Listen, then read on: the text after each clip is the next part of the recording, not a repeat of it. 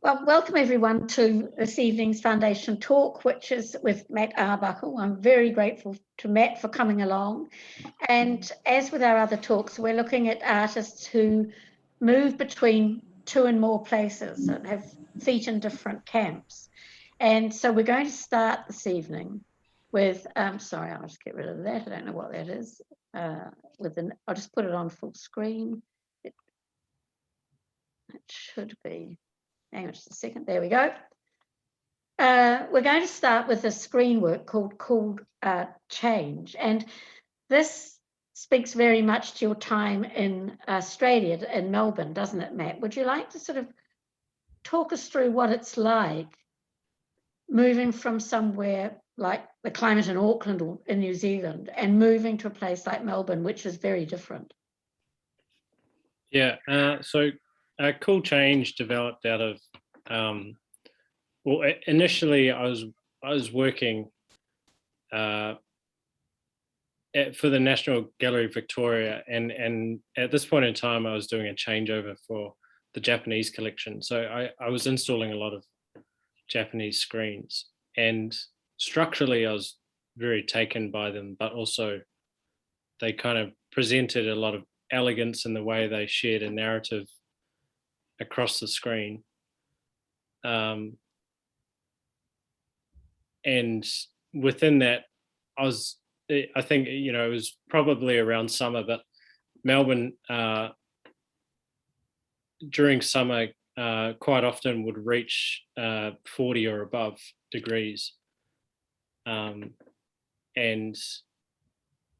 personally, I can't handle summer, and I don't really enjoy it in Melbourne as it swings around a lot, and it's very, for the most part, can be incredibly hot. But there's a term there called cool change, and like clockwork, like they'll kind of forecast it might be 40 or whatever for a couple of days in a row, and then they'll forecast a cool change was going to come along. And like clockwork, and bang on 3 o'clock, a sudden drop in temperature will come in for, you know, a huge relief. And so I guess like this piece here, it kind of reflects living in Melbourne and not enjoying summer, and there's a shift between dark and light, which I guess I deem as to be cool and hot. The gold along the bottom is a link to the Australian landscape as we know it, with the golden land and very dry land. But it also makes me think of the vastness of Australia. You know, I remember the first time I flew over it, and you know, you've got settlements around the edge, and then you're just flying hour after hour after hour over desert.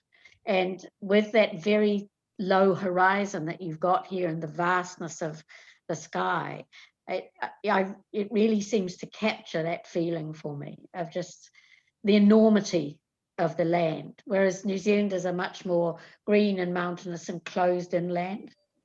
Yeah, I think in New Zealand, it's almost like wherever you go, you know where the sea is, you know where it kind of ends. And in Australia, the skies, they're just so enormous, and they continue. And I mean, Melbourne is particularly very flat, so you're not contained by like volcanoes like Auckland is. So it is incredibly open, and there is a feeling of a never-ending land. And the city's not exactly, apart from St Kilda, it's not really positioned near the sea like Auckland is either. Yeah. So you're not kind of, I think when I first moved there, I definitely realized how much, even in terms of navigation or understanding your bearings in Auckland, that you use things like rangitoto or Mount Eden or whatever, to kind of navigate your way through the city. Yes, that's right.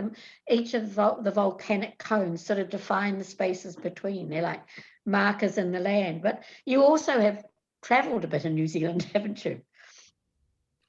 Yeah, so I mean, my partner Gabriel is from Melbourne, so every time we'd come back to New Zealand,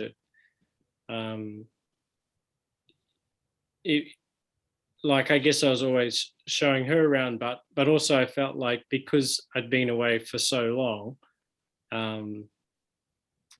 I also felt like a tourist in my own home, and so every time we'd come back, we'd make sure we'd kind of have a good look around and get outside of Auckland. But it's rather prescient in a way, photographs like these, because of course today so many of us are tourists in our own land. We can't go anywhere else. So people are rediscovering, the changes in the environment in different parts of New Zealand. And it's very, very diverse between the two. But this is a photograph that you said is in your one of your studio in Melbourne. And I thought it would be good to start off by talking about the processes that you go through when you're making your works on fabric. And this, I know it's only a stage in the process, and yet laid out like that, it's like an exquisite work of art of its own. So would you like to just talk us through how you came upon the processes that you use and how the different stages work? Yeah, sure. So this is kind of like the first stage of a long series of stages, which is soaking the fabric. Various fabrics I tend to explore, but I have been quite fixated on fabric that's called knitted polyester, and it's essentially 100% polyester. But it goes through like a pigment soaking. It's like dyeing, but it's not actually dye. It's just like I mix up my own sort of solution of pigment and binder and water, and then I'll lay it out on the ground, either folding it up so the pigment kind of sits in the folds, or laying it out onto the studio floor, and the pigment will fall into the cracks of the ground and pick up a sort of imprint of where it's been sitting, and then I'll hit it again and re-soak it in another color or the same color, and slowly layer the work up. And obviously there's a varying time sequence for doing this, but this could be a very time-consuming practice, I imagine. Do you wait for it to dry before you dip it in the next pig color, or do you dip it sometimes when it's wet so that they blend? Yeah, so I try and keep, for the most part, I've learned that like the recipe's continually changing. However, it's good to kind of keep it wet on wet. So it's similar to like a watercolor process. And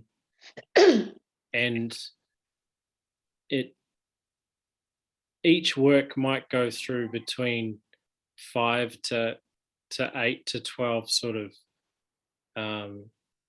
submersions. Right. And it is very laborsome. However, it's not hours on end at particular times. I kind of I'll go to the studio every day, but it might only be for an hour or so. Right. Okay. Now this is a project that you had in Hawke's Bay called Parlour Projects. How did it get that title? Oh, sorry. So that's actually the name of the gallery. Oh, right. Sorry, I got that. I wasn't okay. Okay. But the show itself is called Low Cloud. Okay. And And that's a response to Australia as well? Yeah, so at the time I was researching, there's an internet cable that links New Zealand to the rest of the world, and it runs from Takapuna and it lands in New South Wales on the coast there, and then it goes out to the rest of the world. So there was like a bit of a link for me where Australia and New Zealand are connected on a communication level. So I made a body of work that were kind of,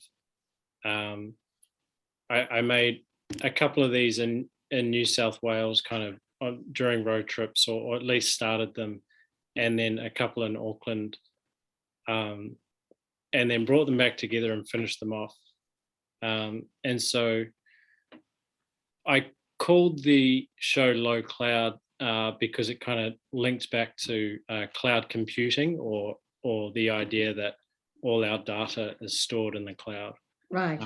But it also hooked back on a personal level for another kind of, I guess, general, weather term in Melbourne, where the cloud becomes so low that it either looks like fog, or you're not sure whether it's cloud or fog. Yes, it's very, and I love the way you've displayed it as well, with the deliberate sort of spaces between it. Now, this is you had a residency as you said, in Vermont, and I was particularly taken with this juxtaposition between the organized chaos of the studio and how sort of fortuitous it is that it's a yellow plastic chair, and then in amongst everything else, and then you have this wonderful way, which I'd not seen before, of putting the panel of color on the wall and then having the fabric itself stretched out at an angle. And how did you come up with that concept? Was that responding to something specific? Not specifically, but I think it's just a direct representation of implying space, or initiating the space in the room. So as soon as the painting comes off the wall, you kind of consider it in another way, and it's much like a screen in that it interferes with space but also talks about space. Where a painting, because it's sitting on the wall, it's somewhat removed and put away from the whole entire room. Like, it definitely has an impact on the room or the space, but it doesn't activate the physical room itself. So it takes on a sort of sculptural element, but also I was thinking almost a theatrical element as well, the way it engages with the actual space itself. Yeah, for sure. I mean, I think what I like about this piece is the shadow lines there. On the underside, there's you kind of feel like you want to look in behind the work. Yeah. I'm sorry, I'm being invaded by a cat. I'm just trying to hold it at arm's length. Now, this was the show you had in Melbourne, and as we were laughing before, I thought it was fantastic that there you are in your footy jersey, and football jerseys are made to get muddy, and then there's this unbelievably elegant arrangement of coloured panels on the wall itself, and it's fantastic, because it really, for me anyway, symbolizes that whole process, that you start off with ideas, and then you're working in a studio, and as you've demonstrated, often it's quite a grungy experience, and then something very pure comes out of that in the final product on the gallery wall. And does that excite you, that sort of knowing that ultimately that's what the finished object is going to be, or is it the process that you get most pleasure out of? I think there's an element of both factors, but I mean, I love the act of always painting and going to the studio, and there's like routine in that, and it keeps me grounded in many ways. But to know that there is a home at the end for the work, that they are going to be put on show, and you can see the links and the narrative within the show itself. That's also a big motivation. Right. I mean, these works, they started in Vermont and then I finished them in Melbourne. So yeah, to bring it together is exciting. And then furthermore, like, I guess when they do find their own homes eventually, like this piece here went into a public collection in Melbourne called Arthro Collection, and that was incredibly exciting, especially given the size of it. So Yes. yeah. Yeah, but you're not daunted by size. I can tell that, as we shall discover. Now, so where were you? Did you have a kind of mezzanine in your studio in Melbourne that you could? No, I just there was kind of I climbed up the back of the wall. It seemed like a good opportunity to take a photo of the chaos. But the thing is, too, this is fantastic because it really does show all of the different materials that you're using. And, you know, on the right-hand side, it's like a haberdashery shop. And on the left-hand side, you could be in India where they're washing, you know, beautiful, bright fabrics behind a stream. You've got all of these things, like the sort of order in chaos, which I think is really, it's very revealing. And if you photographed it from ground level, it wouldn't reveal as much as it does from that angle. So I think it really, really works. Because, you know, you've got to dictate your work, haven't you, by the space that you're allocated.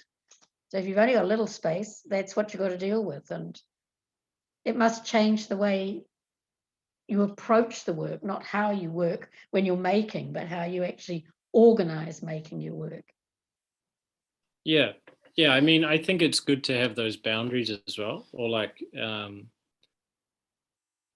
yeah, you'll see in a couple of slides later where that the luxury of a big studio totally shifts.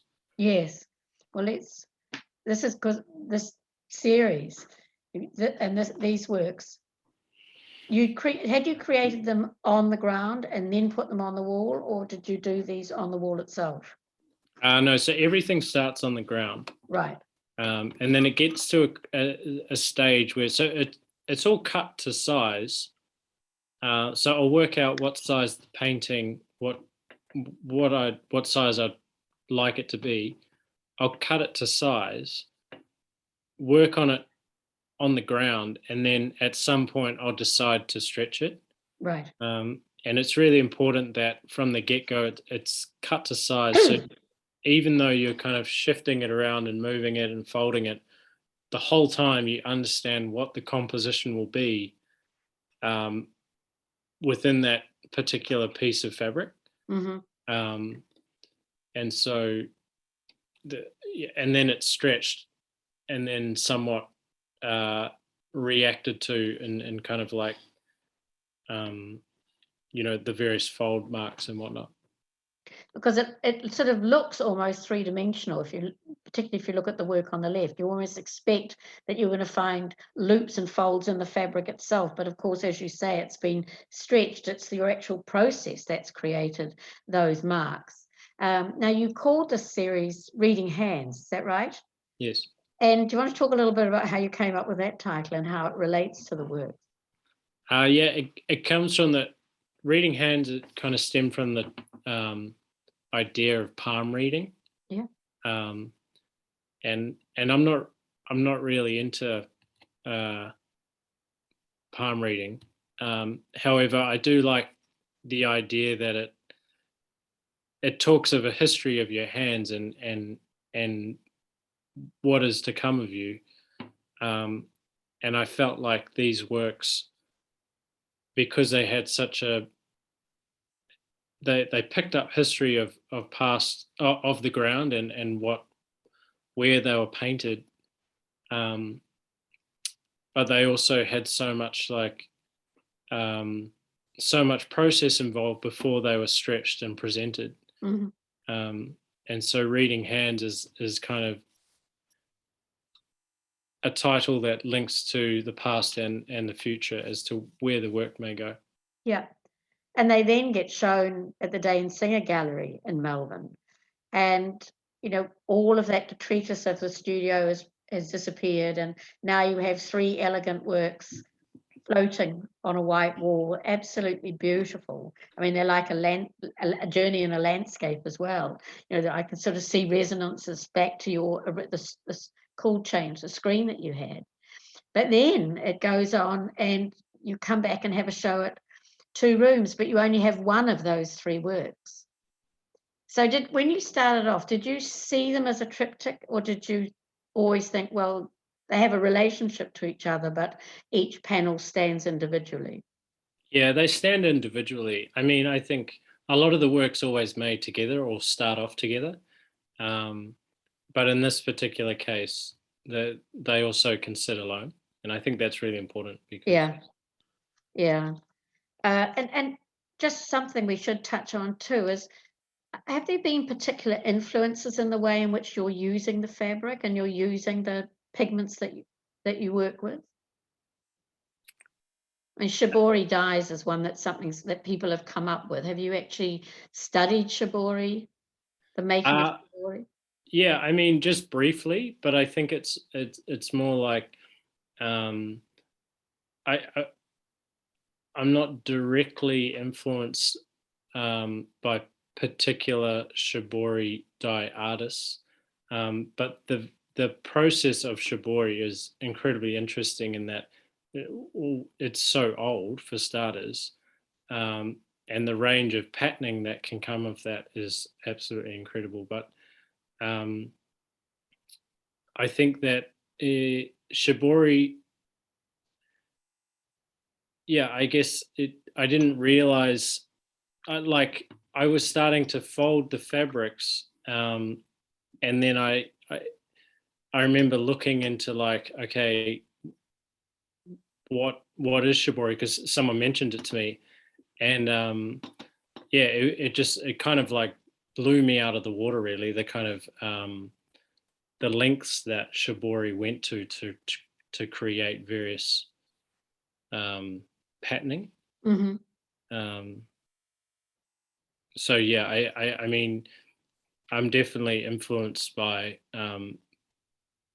various industries or movements that deal with large volumes of fabric on an industry level. Right.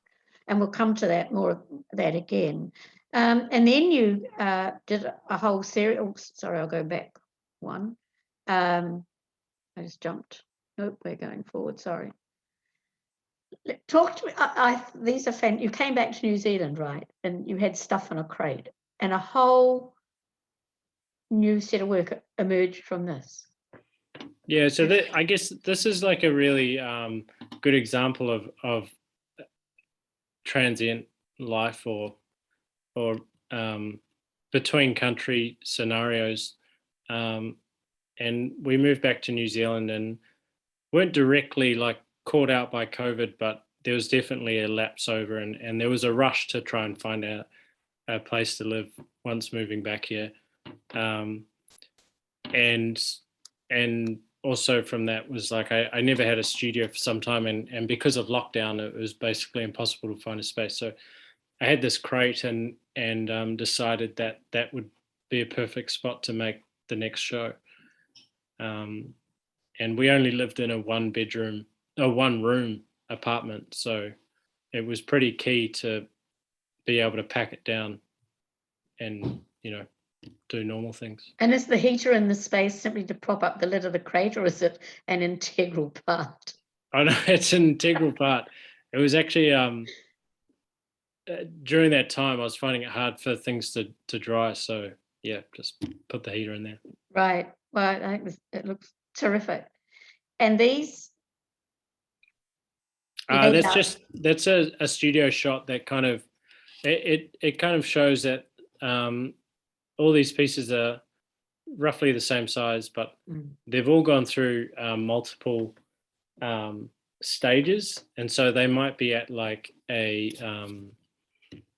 maybe the 5th kind of session of submersion, and you can see all the lines there that show that the folding that they've been through. and so they'll fold one way and then the other way, and it Yes. kind of, these particular works link into kind of like the shirt I'm wearing, actually, like that sort of tartan sort of structure of crisscross. Yeah, it's such a beautiful shot. And again, I sometimes just draws me back to the notion of saris laid out on the ground, you know, that similarities and differences amongst them, but also there's such richness and yet delicacy in each of the pieces. And I'm fascinated by the way you're drawn to that sort of juxtaposition between processes that can be quite grungy, you know, dirty old studios like that one in Melbourne, that first shot when they've got that lovely pink and gold laid out, and then the final result where you get these absolutely beautiful pieces as part of an exhibition. Now, I'm aware of time, so we're going to have to motor on a bit. This work here absolutely blew me away, and when I looked at it, coming from Auckland, I thought, you know, the West Coast, the horizon, the skyline, atmosphere. But no, you did this work as a result of looking at this scaffolding in the photograph on the right. Yeah, so I'm really obsessed with this, the material that they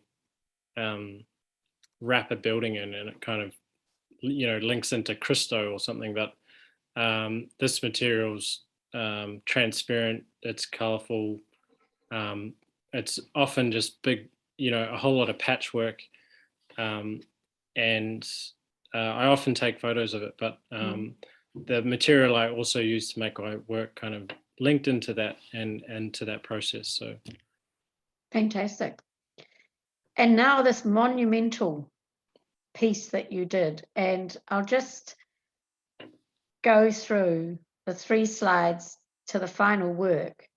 And then I'd just like you to talk a bit about the process you used for this, because whereas those other pieces are small, this is absolutely vast.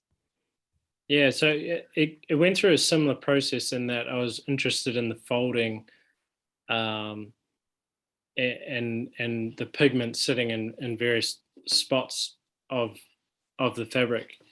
But this piece was based on the room at Hastings City Art Gallery, that the running meterage of the room, because it's quite an odd room. It's they call it I can't remember the architect, but it's like a honeycomb building. Right. So it's very hard to activate as a painter. And it kind of lent itself more to like a sculptural sort of thing. So I made this piece that was 50 meters long, and the running meterage of the space is 50 meters, and that dictated the size of the work. And of course, I didn't have a space to produce such a large work, so I made a machine, and I looked at you know, the kind of industry that, or industries or machines that deal with large amounts of fabric, and I made this machine that takes influence from a thing called a fabric inspector. Right. So, and then what I also am interested in is the way in which did you come up with the idea of the boards pinning the fabric to the wall beforehand, or did that come out of the installation process, just problem solving? Oh no, so that was before, but so all those, like, I always lay a lot of the work either directly on the floor, or it'll lay on objects in the studio, quite often old stretcher bars or whatever. So, and because not only is the fabric folded, but it also falls over these objects, so the pigment sits kind of in the downside or in the valleys or in the crevices of these objects that are hanging around the studio. So all these planks of wood were used in the machine as well. Oh, right. And then so I used those to pin them against the wall. And so I could only get about 2 meters every time, or every time I soaked it in pigment. So I'd go in every day or twice a day if it was drying enough, and roll through 2 meters, Right. and then soak it. So So I never then- knew what it was going to look like until I got down there. But there's also because of that, there's an immense precision in the actual process, and yet you've got this wonderfully fluid, sculptural, folding, weaving kind of result, and it's very, very powerful work. Now we go to your the month residency that you had at Driving Creek at the beginning of this year, and that turned you in a very different direction, doesn't it? I'll just move through some of the images. We've got the fantastic gels on the left and the kiln, and then this interior shot. And this is what comes out of it initially for you. So tell us what it was like going to work in a place like Driving Creek and how it changed your approach. I think it made me look into location a lot more. I mean, I'm not a ceramicist, and I've never really done ceramics, but the best thing about Driving Creek is you're kind of thrown into this community that the residency is quite loose, and that people are always coming and going. And so you're always forced to meet people and exchange ideas and methods and whatnot. And so I was lucky to, during my time, there are a number of people who lent a hand on their skill set and would basically teach me kind of how to make ceramics. So, people like Laurie Stair and Fiona Jack were very generous with their time and knowledge. So you made these pieces. Oops, what's happened? And then you go on to these works here. So these are so different, and you can see immediately resonances with some of the works you've created in Australia. And to me, they're like bark paintings, but at the same time, they're very much based at Driving Creek. Yeah, so I mean, visually, I guess they're very different. However, they speak of process within ceramics. And so these are made from grog, and grog is a term or a byproduct of failed ceramic pieces from past. Well, I came across bags of grog that were from past artists and sculptors, and they're basically all their pots that have been discarded because they've failed for whatever reason, and then they've been ground up. And in pottery or ceramics, they use grog to boost the clay up. So grog's really integral for clay, but I was interested in it because it had a past life before me, and it was kind of like an upcycle. And then I would mix that up with with binder, and use it as paint. And it's kind of like taking it back to the purest form of paint making. And the earliest, absolutely. And with these works, because you need the weight, you've actually put them onto linen rags, which are stronger and will hold that natural pigment. Yes. Yeah. Right. And of course, we've got the two works on the left, which you made on the railway line that is famous at Driving Creek. So they're very much responding. But I'm just thinking, because of time, we might just move on, because you also use the railway as a gallery space. Yeah, I mean, it kind of, there's incredible structures there, and like, when Barry Brickle and his mates all made this thing, it's just, if you haven't been, I really recommend it. I mean, and so again, kind of like hooking into Christo or like Sam Gillam, where things are hung outdoors and they're activating these existing spaces and shifting them into another sort of realm. So I was definitely really attracted to these structures. And it's that sort of intervention with the built and the natural landscape as well. It works extremely well. And now we come to the Full House project, which some of watchers may have actually visited, which is a very brief show, a weekend show, but in a very important location. So can you just very briefly tell us about Full House? Because I think I went, a lot of people went, it was absolutely fantastic. Yeah, so Full House developed out of a conversation I had with a friend and sculptor, Alex Bartlett. And I guess Alex and I have spent a fair bit of time together since I've moved back to New Zealand, and naturally there was a general sort of comparing about what's going on in Melbourne and compared to Auckland, and so this show kind of stemmed out of those sort of conversations, and in particular, a friend of mine passed away at the time, and I felt like it was